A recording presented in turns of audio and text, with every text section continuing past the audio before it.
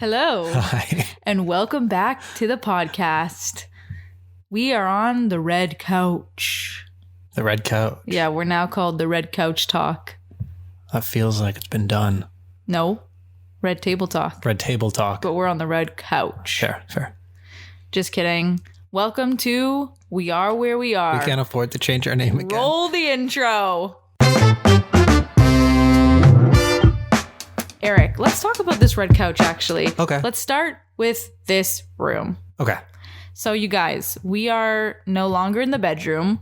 We're no longer in the office. We are now on this red couch. Where is this red couch, you might ask? Well, if you have seen our video on our apartment tour video on my YouTube channel, FEY, you will have seen a room that we called The Mess.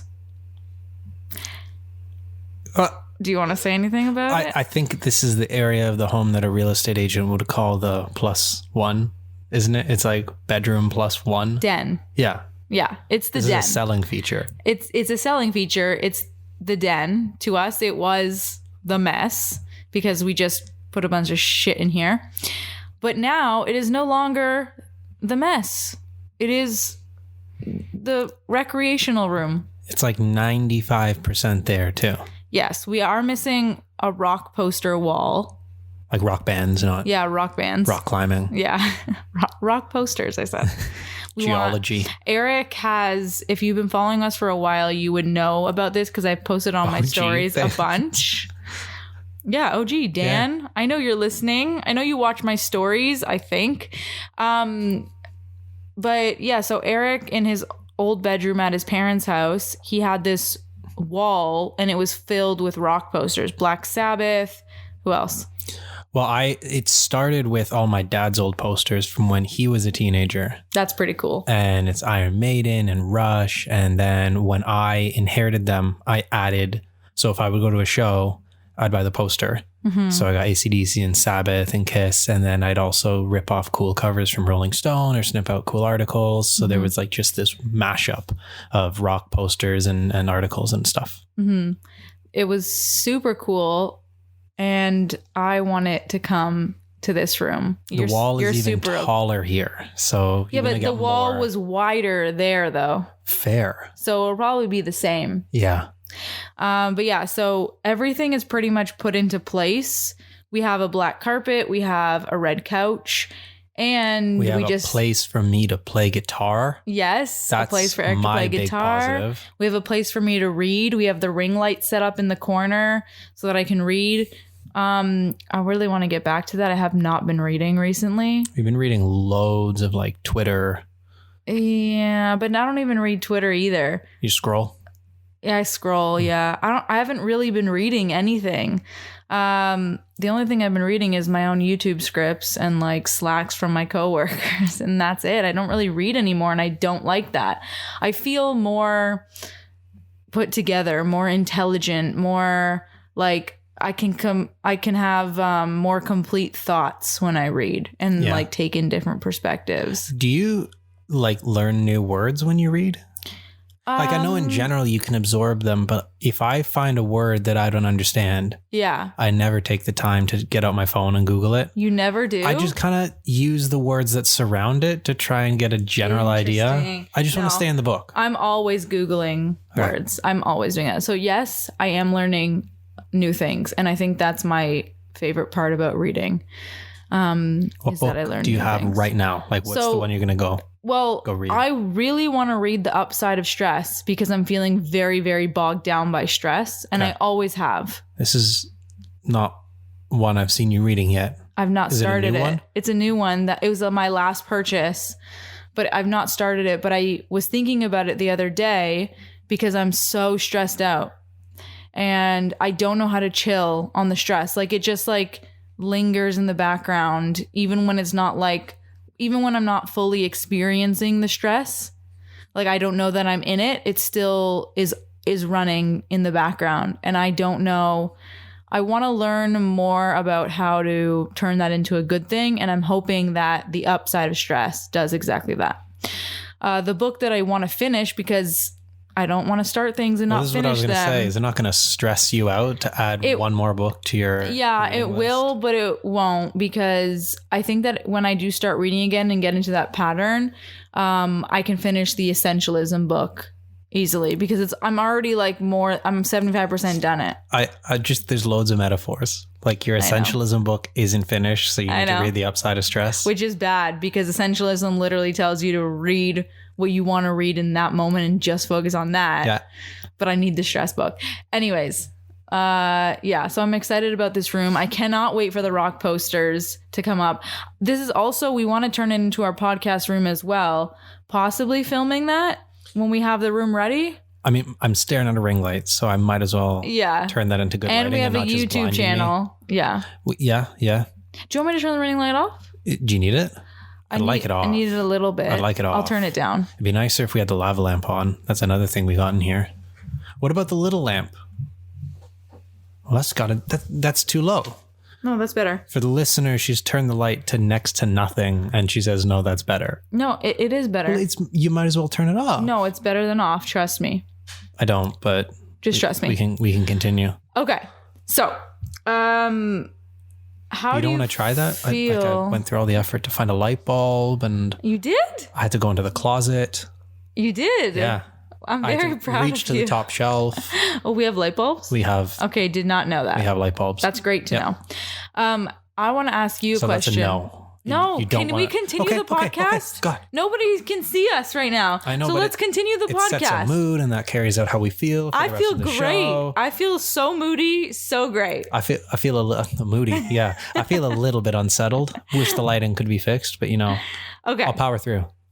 Please. This is a hero move. You're such a hero. This is like the athlete that plays with an injury. This is what's happening for the rest of the show. But everybody, playing with an injury is very bad as idea. We have seen it play out in real life. So in that case, we should change the lighting. Eric, can we move on from our God's setting? Sake. Okay. God's sake. Okay. I want to know how you feel about the mess being cleared, because you were super stressed out about that. I think I'm just glad to sort of now be on to the next phase of things, because it's so easy to get used to something. Mm-hmm. And then I feel like it almost became just like, that was the mess. That was just the pile of stuff. And it didn't, like, initially it seemed like, wow, this pile of stuff. And then it became, oh, don't look at the pile of stuff. And then it's just like, oh, we live with a pile of stuff. So now that we've sorted it, I think it'll also help too, because then you can start getting your clothes for sale and stuff like that. So yeah, I just want to add that, like, I was never okay with the pile of stuff. I just like compartmentalized it because there was other more important immediate needs that I needed to deal with. So that was just like, after I dealt with all those things, I was like, ugh, there's still a mess there.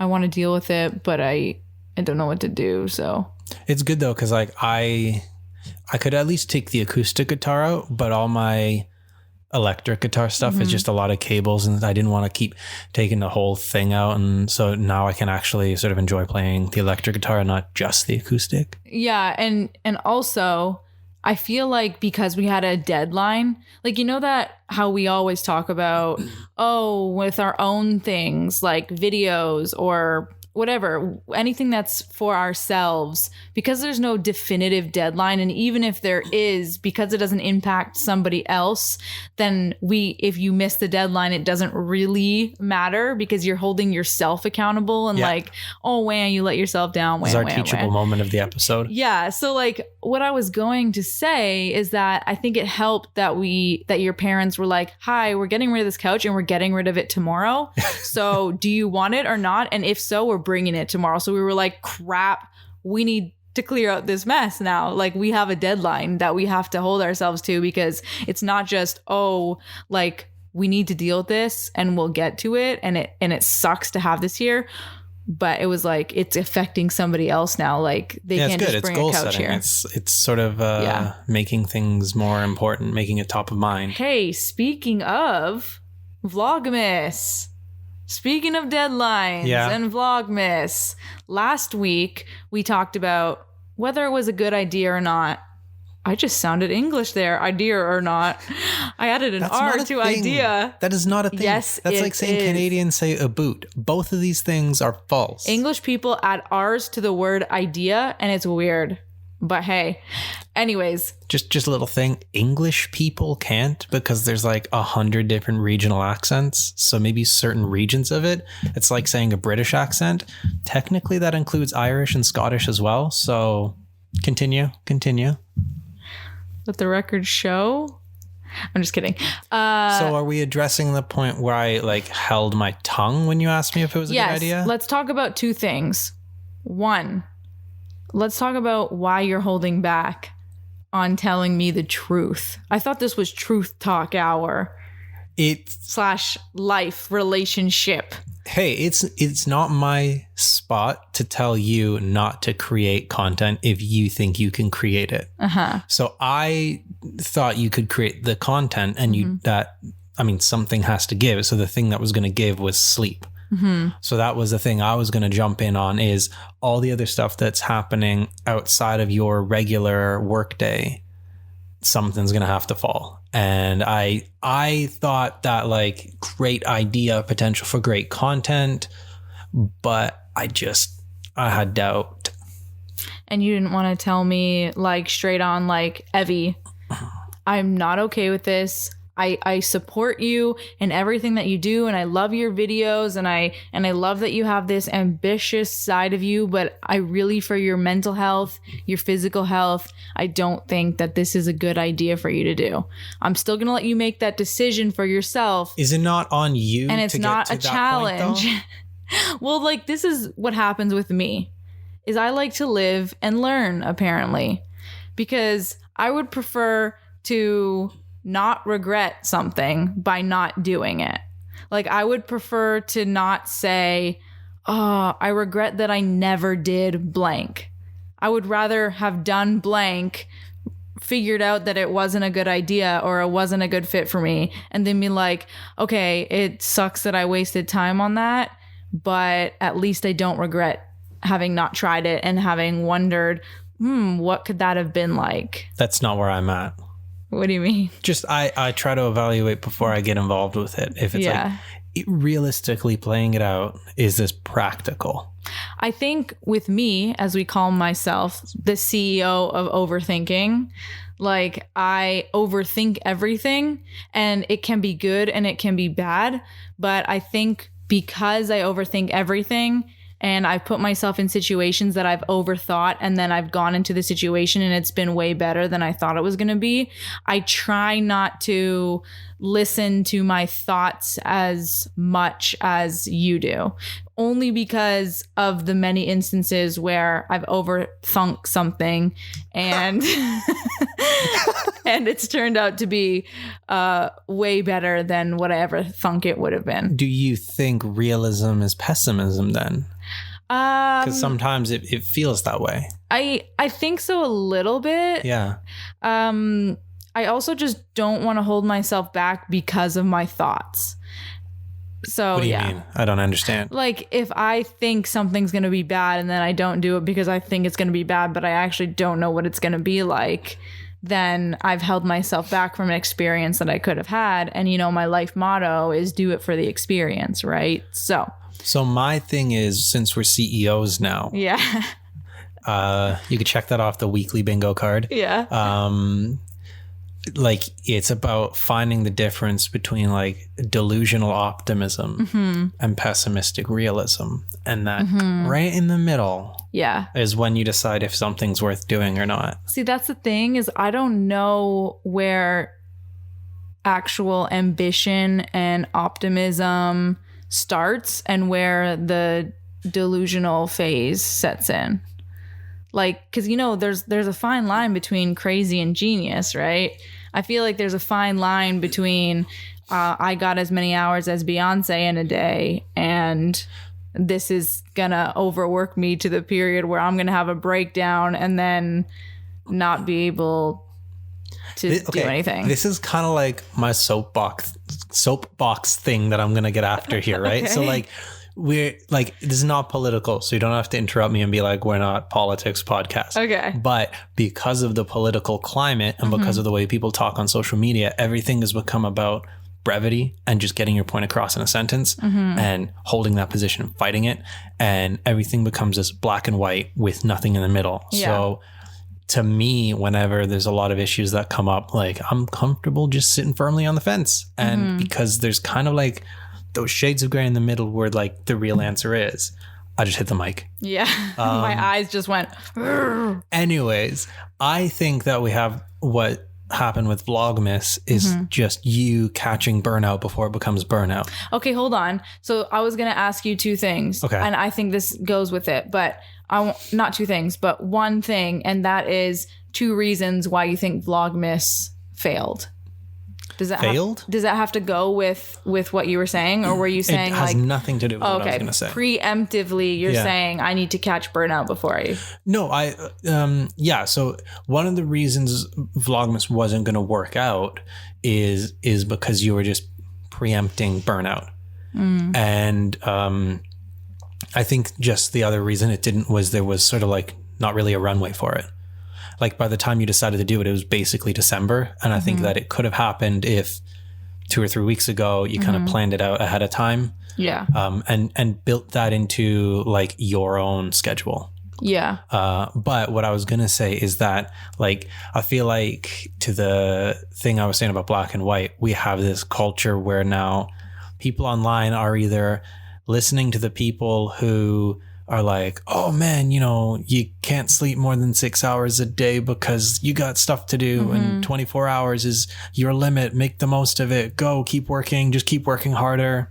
And then there's the people at the other end of the spectrum who are like, I burnt out doing this and you need to learn that lesson to relax. And it's sort of like, there's like a place in between there. So instead of romanticizing working until you're dead, and then instead of romanticizing, oh man, burnout, I'm just going to take 6 weeks off. That's when you get this like millennial syndrome. Yeah. Like it's somewhere in between. It's like knowing what within a day or a week you can do before you start to crash and burn. Yeah. My problem with the people who talk about burnout, and they're very valid in everything that they say, is just that they are already successful because they've done the other side of the spectrum. So now they can talk about burnout while they're sitting on their $10,000 cloud couch taking a break. Do you know what I mean? Like, well, this is what I mean by like, what's the difference between optimism and pessimism is there's a great documentary on this band called Anvil. They're actually from Toronto. And it's like, everyone thinks about the rock star dream of like you're writing songs in the tour bus when you're doing 300 shows a year. And these guys had that at one point. They had a big album. They had a tour in Japan. And 20 years later, they're not the way AC/DC is now, where they can just go do a greatest hits tour. Yeah. The guy literally works at a soup kitchen. Okay. So there was one point where he was a rock star on bills with like big heavy metal bands. And the point is like, he's still living that in his head. He can go and have that big tour. So yeah, you can say these people have already made it so they can afford to not work until they burn out anymore. And I have to work until I burn out until I make it. But then also there's like the opportunity cost of that. So you have to find the point where what you're going to be putting in terms of hours isn't going to be your best work. Whereas if you took that day of a break, you'll actually come back and be contributing more in the time that you actually spend working on it. Yeah. Or pivoting and doing something completely different, like the guy from Anvil. Yeah. I think I had a hard time. Doing it for many reasons, and I listed them at the beginning of the video. But I had a hard time doing it because, well, I didn't really know. Okay, let me backtrack a bit. One, after the first day is when I had a hard time. And there's a couple of reasons for this. One, after the first night of doing it, I had stayed up for 3 hours or 4 hours after work filming and editing this video that was okay to me, but it wasn't my normal storytelling. It was kind of just like a nothing video, in my opinion. Like it was just like a little almost like a music video, because I just had one song and I was just putting up the Christmas tree to it. So it just didn't feel like my best work. Also, I had realized that I had just spent 9 hours at work, and I was spending another 4 to 5 hours on this video, and my eyes were just giving out, and I was just feeling weighed down and like bad about not giving my eyes a break. And then after publishing it the next day and seeing how little amount of views I had after 24 hours, I think I just got a little bit deflated, because my video before that is almost at 2,000 views. And it was like a really solid video that I had made and that I had spent time on. And I just felt like following that up with a video that wasn't going to do that great for the next 30 days of that same kind of video just didn't do my channel any good, or my like morale around making these films and storytelling, when I was still on my like high of the last video of feeling like I finally found this mix of like storytelling, like structured storytelling, but also very in the moment, unstructured, raw, real footage. It felt more like something that you would have on a second channel. The Vlogmas. Yeah, for sure. And I didn't want to start a second channel. But yeah, Vlogmas lasted very short, mostly because I had a breakdown also that first night, or was it the second night? The second night, because I didn't know what to film. I hadn't planned anything out. I didn't know what to film. Even the video that we did film for day 2 of Vlogmas, it was like talking about our favorite Christmas movies. And I didn't give well thought out explanations, because I literally just turned on the camera and said the first dumb thing that came to my mind. Yeah, I mean that. Like most of my explanations were like, this is a classic story of this, and I hate that. Yeah, I mean, it does go back to that combination of not really having like a thought out plan ahead of time. Yeah. And then also being really tired at the end of a long work day. Yeah. And not sleeping. Not being able to sort of create the thoughts and speak the way you wanted to. Yeah. And I didn't have rest. And I think I really need that rest. Like the rejuvenation, not only because my body needs it, but also because when you have rest, you have time to like stimulate that idea process. When you don't have rest, maybe creativity is a muscle and that's helping you exercise it, but it's not helping like your ideas machine. Like that's kind of like the neighbor's home. That's kind of like just running on autopilot, and it's not allowing you to come up with new things to say and do. So that's where I'm at. Should have planned ahead. All I have to say is listen to your body, basically. Okay, speaking of numbers and not getting the numbers, there is this tactic on social media where you promote yourself, self-promotion. People know that have been on my live streams. When you promote on my live stream, you usually get blocked. Everyone hates it. Nobody likes it. Recently, I was going through my YouTube channel, and I didn't even know this existed, but there's a section in my YouTube channel where it's like comments that are waiting for my approval, like comments to be reviewed. Mm-hmm. And I guess YouTube flags spammy comments or self-promotion comments. So if there's a link in a comment, that's going to get flagged for my review, and I have to approve it. And I clicked on this tab and I was like, whoa, there's so many comments in here that are not on my channel, because most of them are promotion comments, right? Are they like bots, or like literally, hey, check out my content if you like this? Real people, check out my content. So I just subscribed to a girl like 2 weeks ago. She came up on my For You page and I watched her video, and then I got sucked into her. I told you I got sucked into her mannerism. She reminds me of one of my old best friends. And so I think that her content is very political. So like I'm interested, but I'm also like not that interested in political content.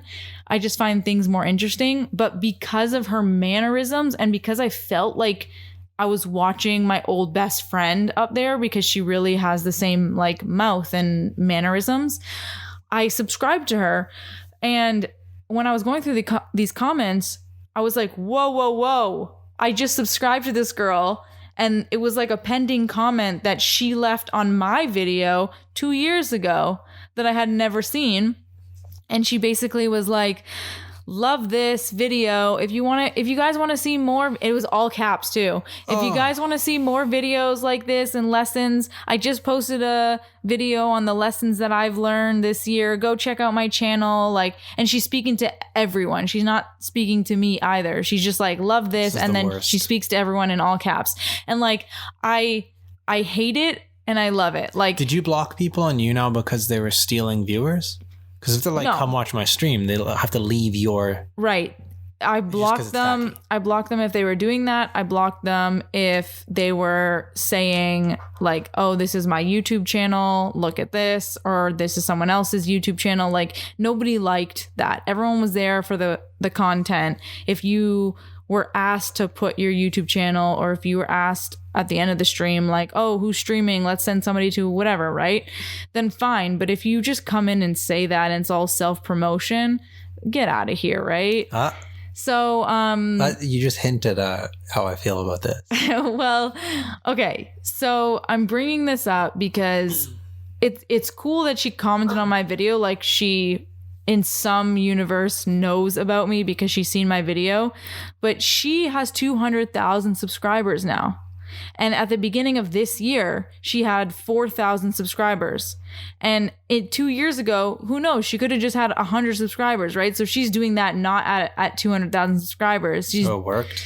Well, I'm saying, does it work? Because Kelly Stamps, who has 500,000 subscribers now, she said that how she got to her first 100,000 was turning notifications on for the big people that she liked to watch, and then being one of the first people to comment on those videos and leaving a genuine comment. And I think she said like, I don't know, something about like, oh, this person has inspired me to make my own videos. So it's still a sly way of self-promoting, right? Yeah, man.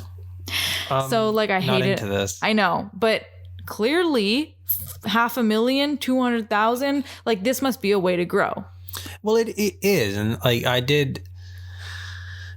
Yeah, it is a way to grow. It's a way of like hacking into promotion without paying for it, because all you got to do is contribute your own time. But once you start doing it, like, I genuinely tried this back in March and April just to see. And the thing that I found is, yeah, it works. Yeah. But until you start getting to a point where you have so many followers that it's not as important. Like, once you start having followers and people actually care about your stuff, then your stuff kind of starts to promote itself just by algorithms and all that. Totally. But until you get there, one, you feel like a used car salesman. Yeah, I know. Your comments and your DMs get filled with other used car salesmen. Yeah. And then it just feels like no one's actually creating content for a person. It's just they're creating content to fulfill their own need to grow followers. Right. And you know what though? It works because I've fallen like into the bait trap, and I've clicked so many people like, I want to see who the heck is this person that's so insane to do this that I wish I could do. So I click them, and obviously most of the videos are not good, but if they are good, which they are once in a blue moon, you forget that they did that because you're so encapsulated in their video and how good the content is, and then you subscribe, right? So it works. I think in terms of this particular thing, you kind of have to accept it's a necessary evil. Yeah. As long as you're doing all the other stuff. Yeah. But like, to an extent, like, no one's going to know you exist unless you get yourself in front of them. And a good way to do that is get on these channels that have 100,000 views. See, but I prefer to leave comments, genuine comments, and not self-promote. Like, if people like my comment, they'll hopefully click on my page. Oh, yeah, totally. I'm not into the whole thing. Like, if you like this video, you got to check out my stuff. I know, but the problem is that they, just like you're supposed to say, subscribe, right? Because for some reason, people forget that to subscribe. So you need to be like, check out my page, because people will not instinctively click on your page. I think maybe that's also where you could kind of like rig your name or your profile picture, because a lot of times on YouTube, the comments look like just a genuine, like, I have an account, I don't really put videos up. Yeah. So if I'm leaving comments, but no one's incentivized to subscribe to me. Yeah. Because I don't, but like, if you make your username and profile picture look like an account, people will click, because then they realize you have content yourself. Right. Speaking of, this is just a preemptive conversation to tell you about something. Basically, bait and switch. No, is this that A to C thing you were telling me about last week? No, it's along the exact same lines. It's very A to A, but basically A to B. What are you jumping up and down? Well, it's comparing apples to apples, not apples to oranges. Fruity compare. Anyways, so a guy that I know from university, from my residence. In university? I'm just concerned that that's not going to play well for people who don't understand the reference, but go on.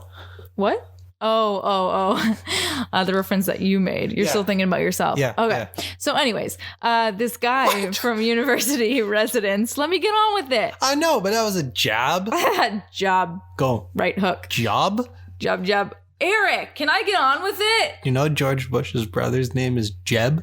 No. Who names a kid Jeb? Why do you keep useless information in your brain? Because he ran for president. All right. Well, he didn't. Not even in this country. I know, but go on. All right. So this guy from university, my residence in university, we were friends. We did a lot of drinking together, as people do in residence, and he has reached out to me on my story when I posted something about my ankle, being like, oh my God, I'm so sorry this has happened to you. But recently he reached out to me on Instagram and was like, hey, how are you? And then I answered, and then he answered back, and because I asked, and I'm like, oh, how are you? What's up?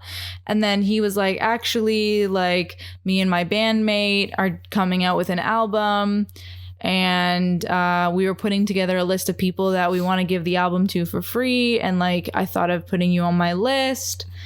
I think like he has posted music on his page before, and I think I've commented on it because I've made it a conscious decision to start commenting on things that I like. Like a SoundCloud rapper or something? No, it's indie music. But anyways. Why is no one making like metal? Like we were just talking about this earlier today. Yeah, like rock like music. There's no good rock music. I know, like Joan Jett or like with. the Stones. Yeah. Go on. But anyways, so he reached out to me, and he was like, I thought of putting you on my list, and I was like, oh my God, such an honor, right? And then I mean, it's free stuff. It is free stuff, and it's free music, and I know that I already like his music, so I was kind of excited. I was like, okay, sick. What else do you have? Are we going to listen to this while we're making pizza later? Or? Do you want to? I've not listened to it yet, but I know he makes indie music. I'll try it, but don't hate me if I don't like it, because okay, it's fine. You know. It's very in the Lumineers genre though, and you like the Lumineers. That's a slippery slope. Of men and it's a narrow edge. What's the of men of monsters and men of monsters and men, not mice? Is that a book? I don't know. Hang on. The three blind talk amongst mice. yourselves, or if you know the answer, text in. Anyways, another bingo. We don't have a text in. What I was gonna say is this guy reached out to me and said that, like, hey, here's a code. After I said, oh my God, that's such an honor, he said, here's a code.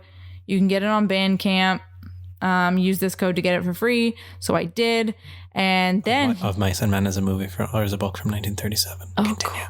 And then he sent me a follow-up message after the free code message and was like, hey, also, like, I gotta ask this, but if you like it, do you mind, like, making a post or something about it when the album comes out no When you say biggie. follow up like right away, or Well, I looked at it right away, but it was 10 hours ago. So I don't know. Like when I opened it, it said 10H, like 10 hours ago. no, but they're side by side. There wasn't combo between yous in between. No, but remember, it was 10 hours ago. So I don't know if he sent it and then like 3 hours later he sent it, but there was no combo. Okay. There was no combo.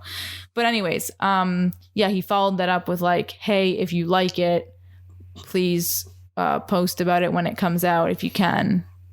And well, first of all, even though I listened to his old music, like the one song that he posted before, like months ago, I still downloaded the album before I even responded, listened to one of the songs, and was like, yeah, I like your music.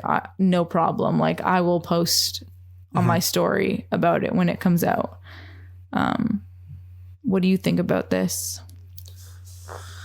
Hold on. I have to say, he also said, right, I'm not reading this verbatim because I don't have the message in front of me, but I remember him also saying that like, if I don't reach out to people, then we realize that only our family and close friends are going to listen to it. So thought I'd reach out.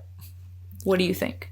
I feel like if I'm going to do this technique, because it's a technique, I don't want it to come across like a technique. Yeah. And even if I'm really apologetic about it, it just feels a little bit blunt. For me, if I'm reaching out to someone who I don't really have sort of ongoing dialogue with, which I know is hard, especially like quarantine and all that, but like a high school friend that I haven't really spoken to. Yeah. I mean, for all intents and purposes, you kind of get one free pass to do this in your life. Like you get, and you got to save it for your one big thing. Yeah. Like when you really want this, then you got to dig up that old person. Then you can't really talk to them for this kind of stuff for a little while. Yeah. You got to wait for that clock to come around. Yeah. So I don't want to blow my free pass on something that's not actually important, but also like it's kind of the same with like, I don't know, if you lend someone money, you're not supposed to expect it back. Like you're supposed to gift them money. Like that's the theory. Really? Well, no, so people say that because then it's like when they don't pay, you don't feel like jibbed by a friend. It doesn't ruin a relationship kind of thing. So to me, it's just like that. Or when you're applying for a job, your resume is not supposed to be, I did this and I did that. It's like, I can bring you, like you have to think about the other person. Like I can help you. Yeah. So if I'm doing this, I'm not coming at them being like, here's this free thing with sort of like a subtext, like even apologetically, I'm kind of hoping that you're taking this free thing, but also giving me something in return. Right. To me, it's just like, look, I did an album. I know in the past you commented on my stuff. I thought you liked one of the free copies. We're only giving out so many. Yeah. And then if that conversation, you come back, be like, hey, I listened to your album. Kind of like of Monsters and Men. Love it. Then he can say, hey, would you mind sharing? We're just trying to get this out to people. Right. But like you miss an opportunity if I don't ever come back and say anything. Right. But then the album hasn't had an impact. But like I was saying before about the subscribe button and like having to spell out the fact that you want people to share it. Like if you don't, then I'm not going to think twice about sharing it. Do you know what I mean? Yeah. And that's like copywriting 101 is you kind of have to hold people's hand through what you want the next steps to be. Yeah. But equally so, like we're again, if we're talking about what I would do in this situation, I'm only giving this free pass to people who I know I've had enough like of a rapport with that they'll actually give me the decency to get back to me, or they won't feel like if I follow up and be like, hey, did you happen to listen to the thing? Like all of this has to be like, I know it's like the whole Gary Vee says this a lot where like you gotta put out genuine stuff, like just content all the time, comments. Yeah. But his whole thing is it has to be genuine. So I think if I'm giving out any free stuff or if I'm doing a self-promotion beneath someone's video, I'm not doing it intentionally with an ulterior motive. Your primary thought has to be, I'm trying to help this person. Right. See, when people have bought my book, the poetry book, I've never asked anyone to share it, but I have asked people in the DMs to let me know what they think about it. Is that okay? Totally. Yeah. I'm not saying any of this is not okay. Like, because I just want constructive feedback from the people that have got it. The thing I'm saying is I just feel a bit weird about going to people intentionally asking them to do something for me. Like if it's like I don't know, like your mom loves sharing your stuff. Like you don't have to ask your mom to share anything that you do. Right. And that's the kind of relationship you want with people, is when you have like people who actually love your stuff. They're willing to share it sort of unconditionally. I know, but I feel like I still need more eyeballs on that book, and I'm not getting enough exposure, because just putting it on my story is not doing enough for me.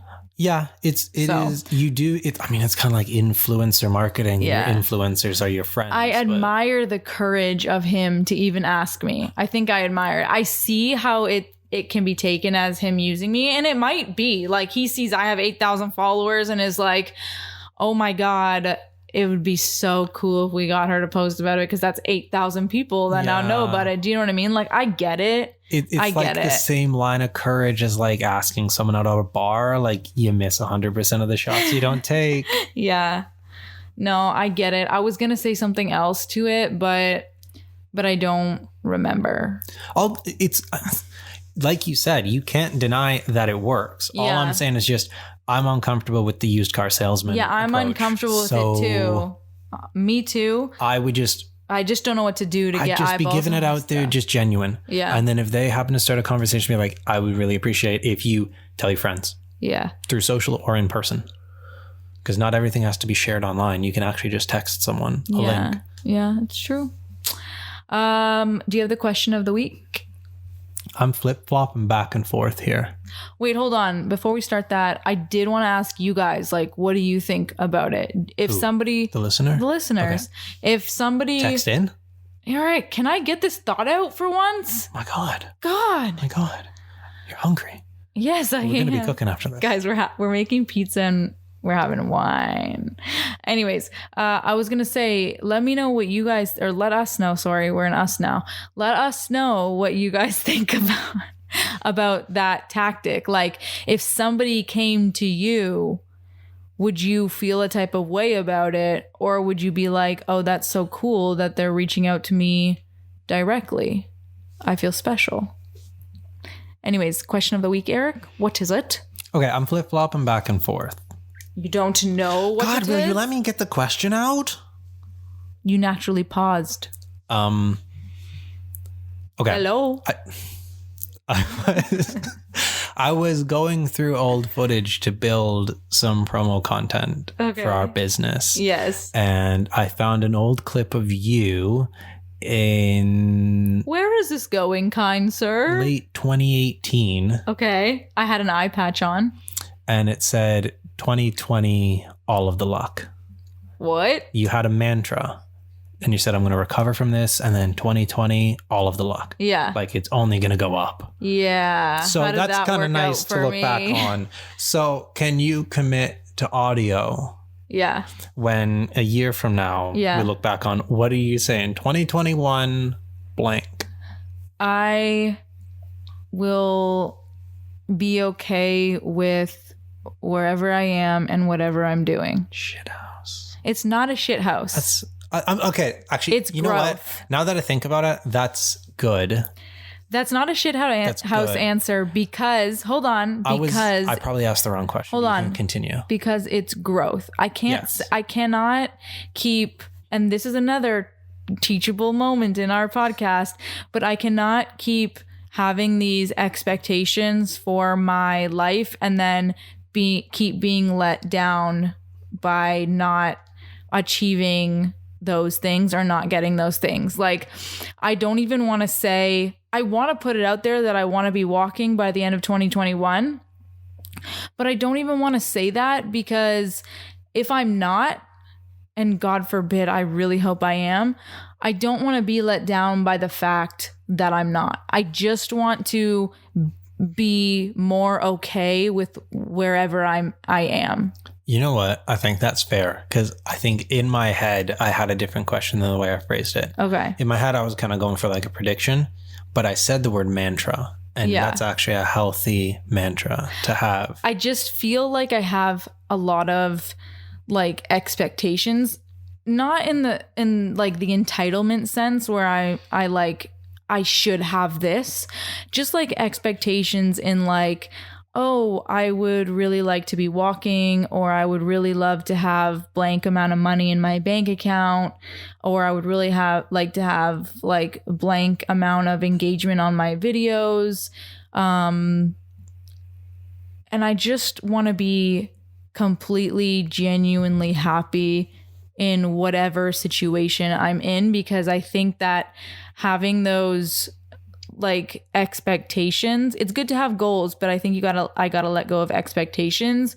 And I think that having those expectations have put me in a place now where I feel unfulfilled in the phase of life that has naturally taken place, because the expectations that I had were not met. So I just want to learn more and more to just be okay with the phase of my life that I'm in, instead of constantly being like, I wish I was somewhere else, because then I'm going to be 60 years old and not have enjoyed my entire life. It's profound. Right? No, it is. Like, I feel like I shouldn't even answer. That's the way you should end this thing. No, answer, please. Or ask the question a different way if that's not what you're expecting from me. No, that's good. Like, I mean, I guess your thing is you want to be able to say at the end of it, like, it's sound. Yeah. Like, whatever it is, it's sound. Yeah. That's not to say that I don't have goals. Like, I want our business to start thriving. I want to get X amount of clients. I want to grow my engagement on YouTube and keep making videos and write another book and whatever. But I just want to be like happy at the end of the year if I haven't done those things, because I don't know where life is going to take me. And that's what I learned from saying that in 2018 is I thought at that time, I thought at that time that because I knew I was having a surgery really soon, that I would be walking. And then when I was walking again, like 2020, I was going to make a documentary. I was going to be thriving on YouTube, blah, blah, blah, like traveling the world. Like nothing was going to hold me back, because I had already realized during that stagnancy that I had not done the things that I really wanted to do in life already. And so I was like, 2020, my year. But now life has not necessarily given me what I expected I was going to have. Mm-hmm. And I'm stuck in this limbo of like almost being there to like, I've accepted this phase of life, but also find myself being like, I hate this phase of life. And that's because I had those expectations. That's all. Like that's good content. Thanks. What is yours? Well, I think I'll keep it minimal, not least because I don't want to do too much 2021 chat, because that seems like something that's good for a couple weeks from now. Okay. I think if I'm just saying a mantra, it's like for this time next year, like, okay, we've got a foundation now. Like this is like, we can now build on this. Okay. Rather than like, I feel like building the foundation in a lot of ways is the plan, but side note. What? Are you excited for fantasy football playoffs this weekend? Are you in it? I'm in. All right. See you guys next week.